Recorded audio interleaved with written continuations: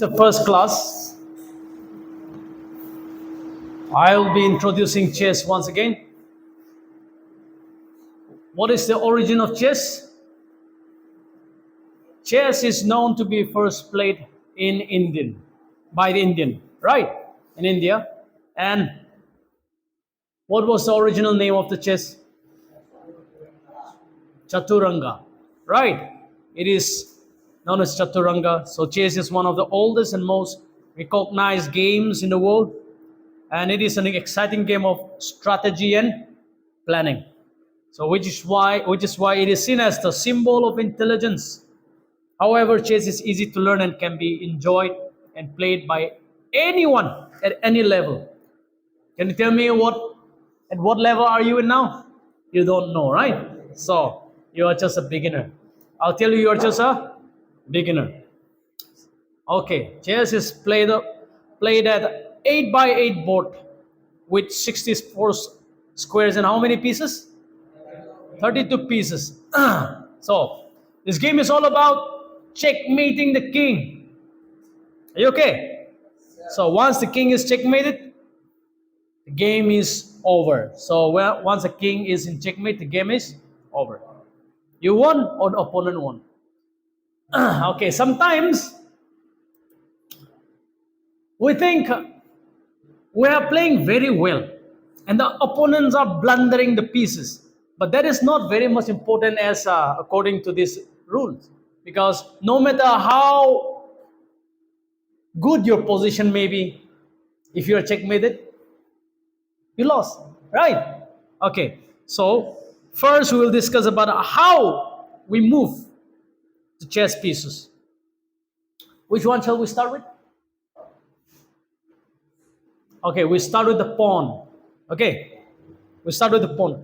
So the pawns sound like the humblest pieces, yes or no? The least among all of the pieces. But if they are together, working together, they are the most powerful pieces. Okay. So when working together, pawns, it is said that they are the soul of chess. The pawns can choose to advance like this, just one or two squares, but only on the first move.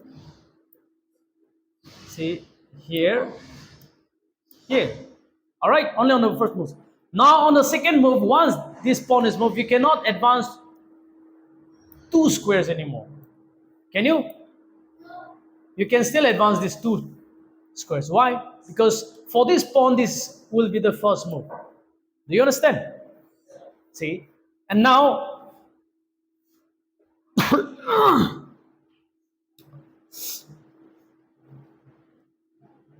on all other moves, the pawns move only one square. Here, here. Are you getting?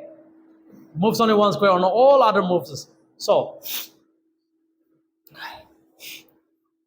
only this chess, in this chess move, I mean this pawn, this is the only pieces that cannot move backward. You think you can move backward? No. Yeah, that is possible. That is possible. But you cannot move backward, right? Can you move backward? No. So, one thing is, pawns can only capture diagonally, like this. See? Once again, pawns can only capture diagonally, like this. But once it is blocked, you cannot move forward. You cannot move forward, but you can capture diagonally. Are you clear with this? That's how the pawns are moving. Now, but let's say if all of these pieces are moving away, then we will talk about the pawn promotion. When you reach from this place, I mean any of these pieces from this place to wherever it goes, to the other end of the other end of the board, what do? We call it pawn promotion. This pawn will be promoted. Now you will be trading this pawn into another, either bishop, one of the rook, or a knight, or the most powerful piece called queen. Which one will you choose? Many people are choosing queen. Okay, but that depends on the situation. See, now the pawn becomes a queen. Is it not? Ah, they say that in the olden days, when the pawn is promoted to queen, or we let us say instead of this, we have this and promoted, right? Because it can capture diagonally, yes or no? Huh? So when it is promoted, do we have a two queen? Do we have two queens? Yes. But shows like the king has got two queens. It's like the Nishis practicing polygamy. Do बीवी हो गया? In order not to have this misunderstanding, people call this no more a queen but an advisor. What do we call? Advisor. Advisor. Okay. A counselor. That is good. So that is how the pawn moves.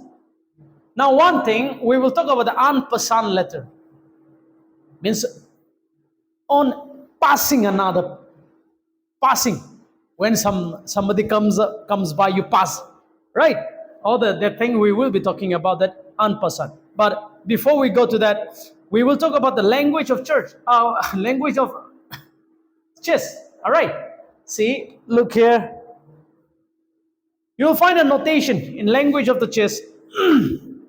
And wait. Let's say I'll move back everything. So the setup here, we call it a chessboard setup, and all of these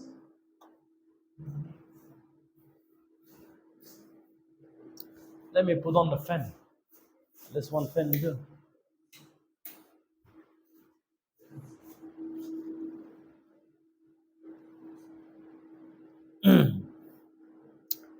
So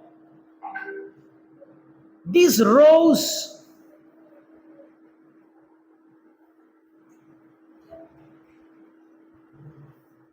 so each column like this. Sorry. How come it is moving up? Each column of this is called a file. What do we call this? What do you call this? And each row is called a rank. What do you call this? Rank. Yeah, we call this rank. Then this is called the first rank, second rank, third rank, fourth rank, and goes on. Do you understand? Okay. The notations are given here. Can you see 1, 2, 3?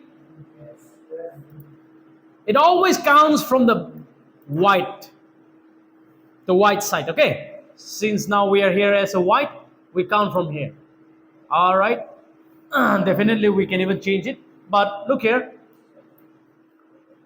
Here, the letter starting with A all the way to H. Can you see this? And a number starting 1 on the white side of the board and going up to the number 8 on the black side of the board. Can you see this? So, and each square is what we also call it coordinates. So in coordinate, what do we find here? What is this square called? What is this square called? Each square is known by its coordinate pair. There will be a pair. Now I will be writing here something like, let's meet one of the square here. What is this square called? That is marked with red. Anyone?